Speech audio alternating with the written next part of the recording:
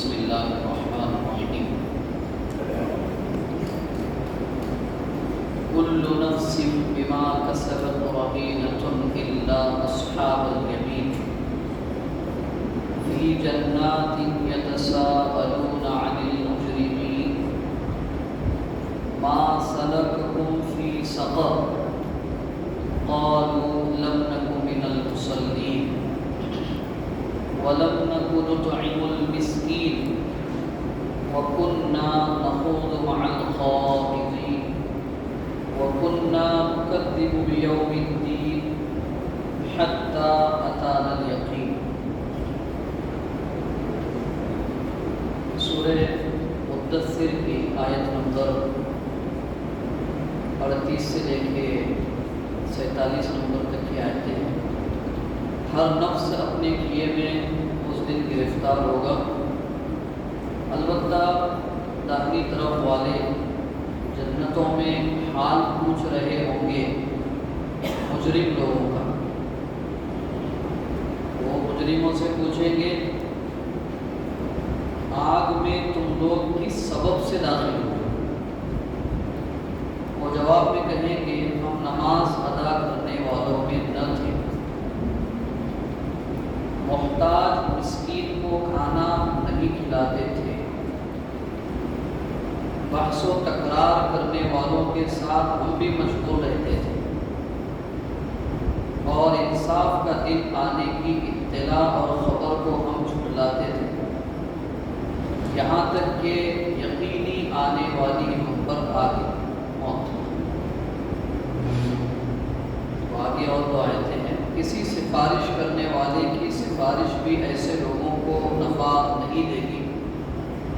ان کو کیا ہو گیا کہ نصیحت نامے سے منہ پھیر کر کتراتے ہیں، نصیحت سے ایسے بھٹکتے ہیں جیسے کہ یہ وحشی گدھے ہیں جو کسی شیر سے ڈر کر بھاگتے ہیں۔ یہ مذکورہ جو آیتیں ہیں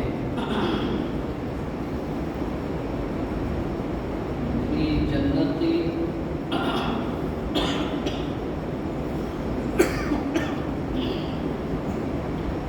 جنت میں جو چلے گئے لوگ اور جن کا فیصلہ جہنم کے لیے ہوا، ان کا آپس میں کا کنورسیشن اللہ تعالیٰ بیان کرتا، آپس میں گفتگو۔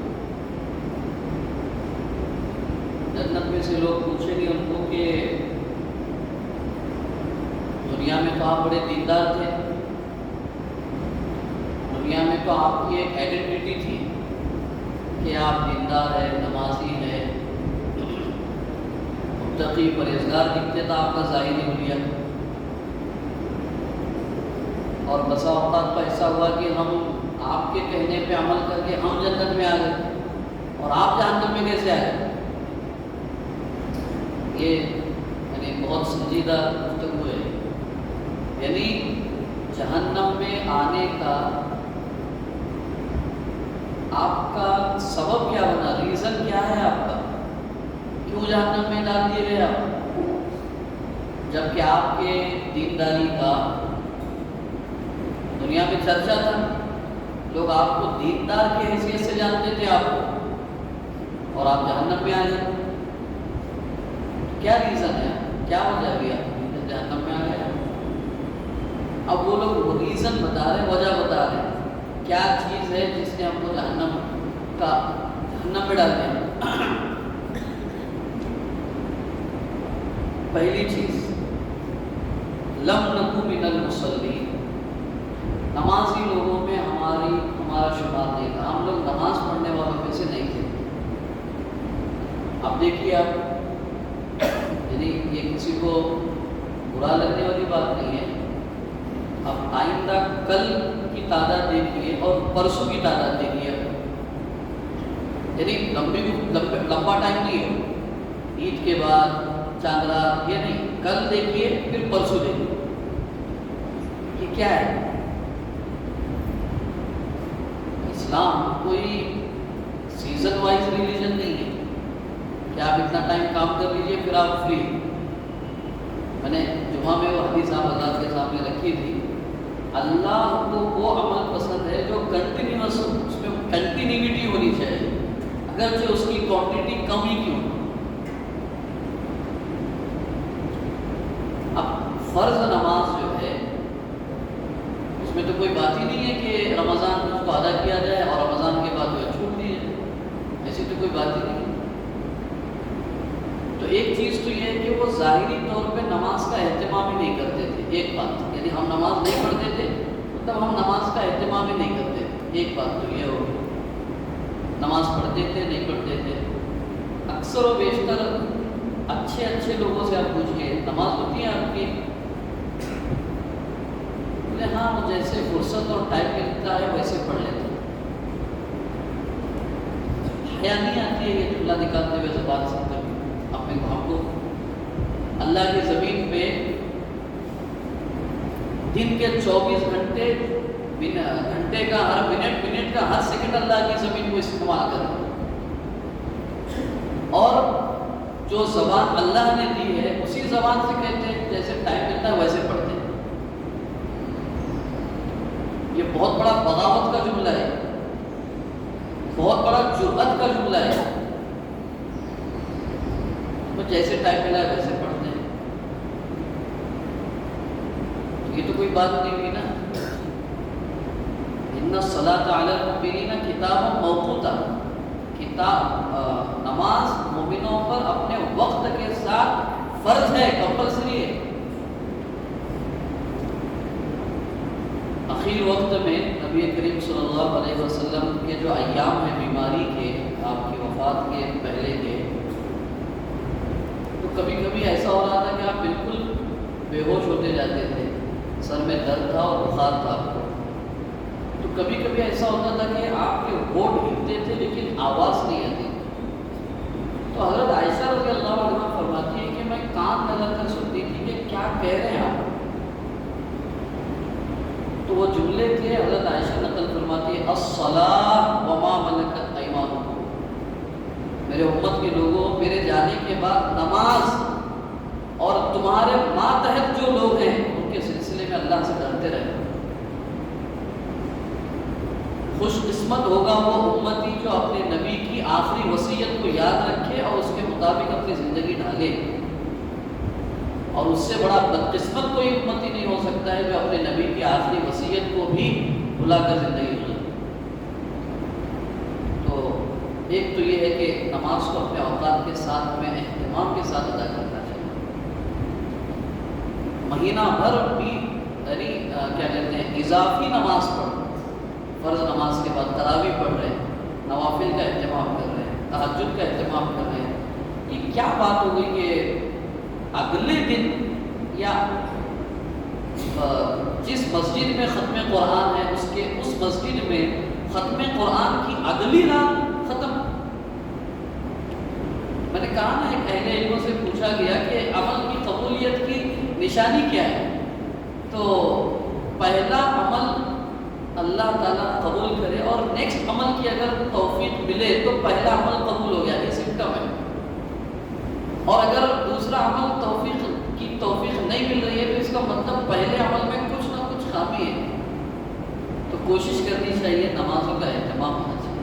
دوسری چیز، نماز نہیں پڑھنے کا مطلب سورہ ماؤن اٹھائیے آپ آئندہ کل کی تراویح میں سورہ ماؤن ارأیت الذی یکذب بالدین. سوال اللہ تعالیٰ شروع کر رہے ہیں کیا آپ جانتے ہو اس شخص کو جو قیامت کے دن کو جھٹلاتا ہے؟ اس کو جانتے ہیں آپ؟ کیا ہے وہ؟ فذلک الذی یدعو الیتیم، یتیموں کو دھکے دیتا ہے یا یتیموں کا مال ہڑپ جاتا ہے جاتے ہیں.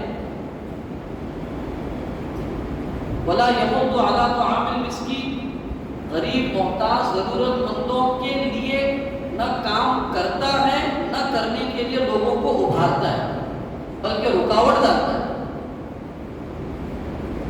فویل للمصلین، یہ دل کو ہلا دینے والی بات ہے. ہلاکتی اور بربادی ہے نماز پڑھنے والوں کے لیے. نماز نہیں پڑھنے والوں کے لیے، پڑھنے والوں جو الذین هم عن صلاتهم ساہون، جو نماز پڑھتے ہیں اور نماز سے غافل ہے. علامہ اقبال کا شعر کئی مرتبہ دہرایا ہے میں آپ کے سامنے. تیرے سجدے تجھے کافر نہ کر دے اقبال، تیرے سجدے یعنی تو سجدہ کر رہا ہے، وہ سجدے کہیں تجھے کافر نہ کر دے اقبال کہ تو جھکتا کہیں اور ہے سوچتا کہیں اور ہے. یہ نمازیں ہیں ہماری، تو یہ نمازیں تو نہیں ہے. نماز تو وہ ہے اِنَّ الصَّلَاةَ تَنْهَىٰ عَنِ الْفَحْشَاءِ وَالْمُنکَرِ. نمازی کو بے حیائی، برائی، لغو باتوں سے روکے اپنی اس کی سوشل لائف میں، اس کی انڈیویجول لائف میں. اگر وہ بے حیائی کی جگہوں سے، کاموں سے، باتوں سے، دوستوں سے اگر بچ رہا ہے، اس کا مطلب اس کی نماز ریئل نماز ہے. اور اگر ایسا نہیں ہے، وہ نماز بھی پڑھ رہا ہے، غیبت بھی کر رہا ہے، نماز بھی کر رہا ہے، گالی گلوچ بھی دیتا ہے مزدوروں کو، ان کا مال ہڑپ بھی کر جاتا ہے، بہنوں کا مال بھی ہڑپ کیے ہوئے ہیں اور نماز بھی پڑھ رہے ہیں وراثت کے مال میں، تو یہ نماز نہیں. تو یہ کہہ رہے وہ ایسی نماز نہیں تھی ہماری. منافقین کے بارے میں کہا ہے وہ لوگ نماز نہیں پڑھتے ہیں لیکن لوگوں کو دکھانے کے لیے کہ ہم لوگ نمازی ہیں. ویسی تو ہم جو ہے اللہ جس طرح نماز چاہتا تھا اس طرح کی ہم نماز پڑھنے والے نہیں تھے. یہ ایک سبب ہے ہمارے جہنم میں آنے کا. وَلَمْ نَكُنْ نُطْعِمُ الْمِسْكِينَ. اب یہاں تو صرف کھلانے کی بات ہے کہ مسکین ضرورت مند کو کھلاتے نہیں تھے.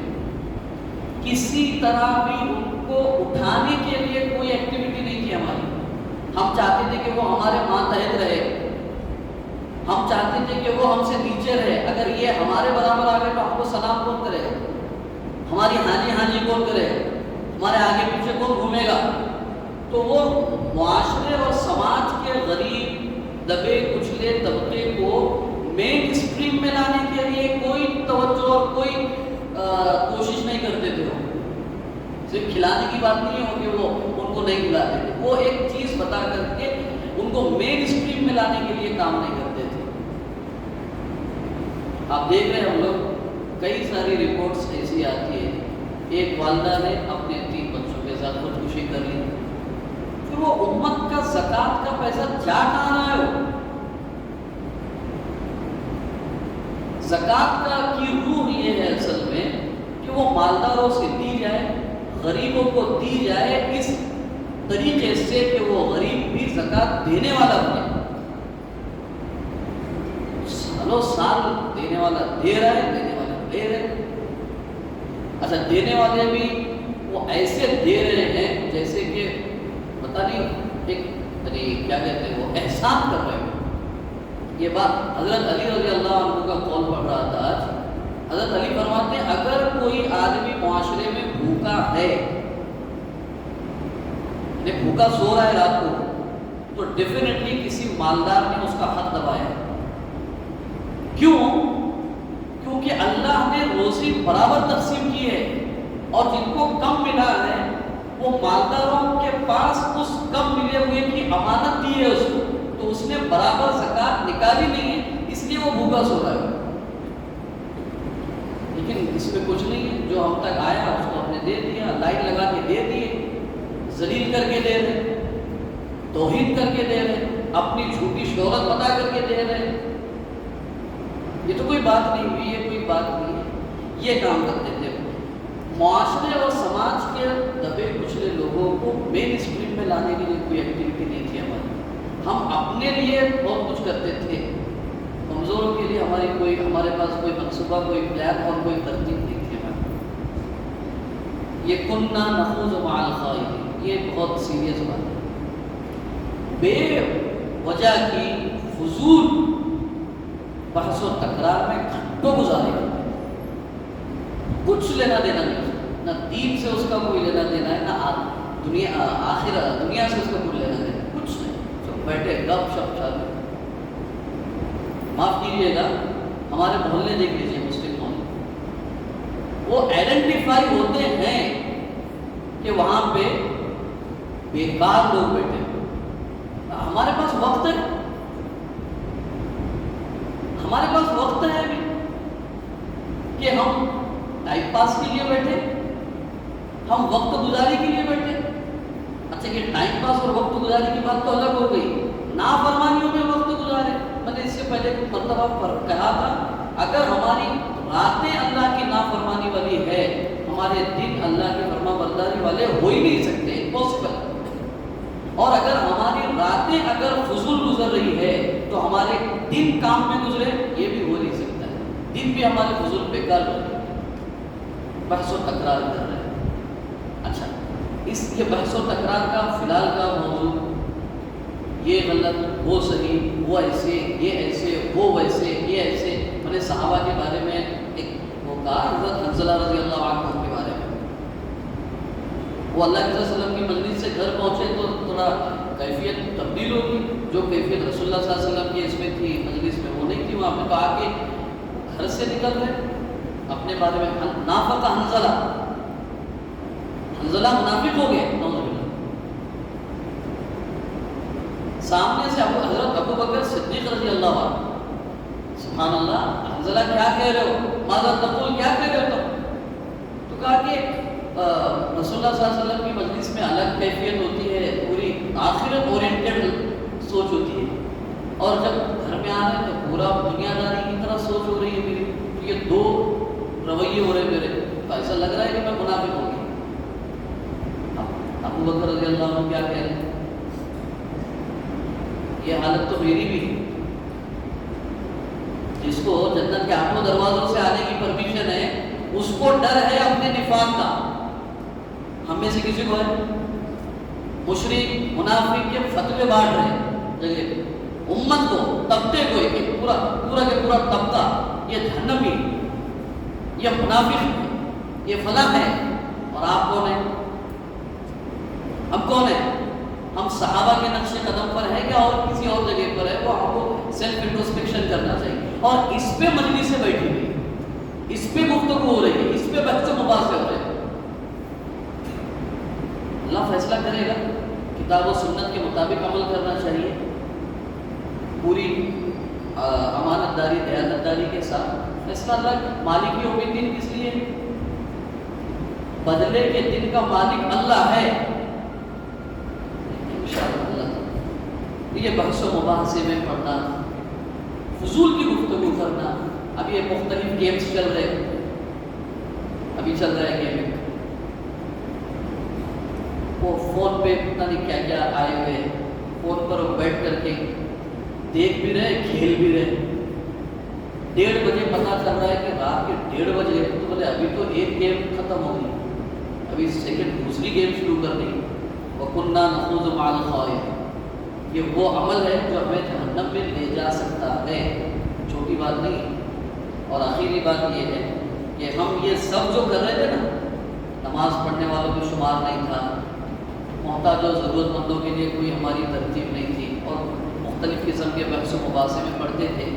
یہ سب کی وجہ یہ تھی کہ ہمارا آخرت پر یقین نہیں تھا اکاؤنٹیبلٹی کا احساس نہیں تھا ہم کو.